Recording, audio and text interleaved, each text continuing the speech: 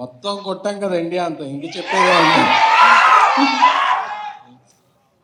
ఫస్ట్గా మా స్టేట్లో ఒక భాగం అయిపోయిన ఉపేంద్ర సార్, మీ ఫంక్షన్లో మీ ముందు మాట్లాడటం నాకు చాలా ప్రివిలేజ్. ఎందుకంటే కాలేజీలో చదివేటప్పటి నుంచి మీ పోస్టర్లో ఓ పేరు లేని సినిమా, సినిమా స్టార్ట్ అయిన తర్వాత ది ఎండ్ అని పడుద్ది, అక్కడ నుంచి రన్ అవుద్ది. అంటే మాకు తెలిసిన కల్ట్ మీరు. అంటే నా కల్ట్ అనేది అంటే కల్ట్ అనేది ఇప్పుడు అందరూ వాడుతున్నారు, కానీ మాకు ఇంతవరకు తెలిసిన పదాలు cult making, cult hero, cult direction, అంటే కల్ట్ పర్సనాలిటీ అనేది సౌత్ ఇండియాలో మాకు తెలిసిందంటే అది ఉపేంద్ర గారి వల్ల.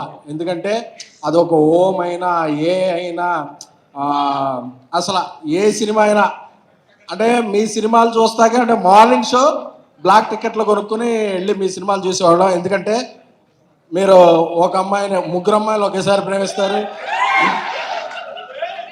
మదరో డాట్ని ప్రేమించేస్తారు. అంటే అసలు ఏం థాట్, అంటే ఒక ఫిల్మ్ మేకింగ్లో ఉన్న వాళ్ళకే వస్తుంది హై. అసలు ఈయన ఆలోచన విధానం ఏంటని ఒక సినిమాలో ఉన్న అమెరికా వాళ్ళందరూ అడుక్కుంటుంటారు. సో ఆ థాట్స్కి వీఆర్ బిగ్ ఫ్యాన్స్ సార్. ఎందుకంటే అది కర్ణాటక అని కాదు, ఆంధ్ర అని కాదు, బట్ మీ సినిమాలు ఏ లాంగ్వేజ్లో చూసినా మీకు అందరూ ఫిదా అయిపోతారు సార్. ఎందుకంటే అది మీ యాక్టింగ్ అయితే ఏంటి, మీ మేకింగ్ అయితే ఏంటి, మీ థాట్ ప్రాసెస్కి I'm very very very big fan sir. So అలాంటిది మీ సినిమాకి అతిథిగా రావటం, నేను మాట్లాడటం, so it's a great privilege to మీ.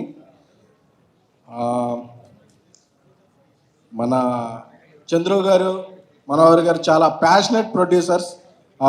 లహరి అంటే ఒక బ్రాండ్. నా చిన్నప్పుడు చిరంజీవి గారి సినిమా ఏ ఆడియో చూసినా మాస్టర్, ఇవన్నీ కూడా హిట్లర్, ఈ సినిమాల ఆడియో క్యాసెట్స్ అర్ధరాత్రి కొనుక్కునే వాళ్ళ. ఏంటంటే లహరి అని ఉండేది. లహరి అంటే అప్పుడు మాకు అందరికి ఒక బ్రాండ్.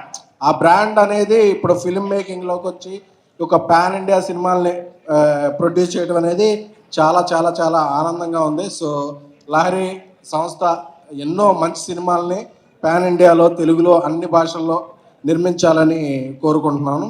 అలాగే చూస్తున్నప్పుడు నేను పైకి వస్తున్నప్పుడు సారథి గారు ఇక్కడ ఉన్నారా, రైటర్ సారథి గారు ఒకసారి.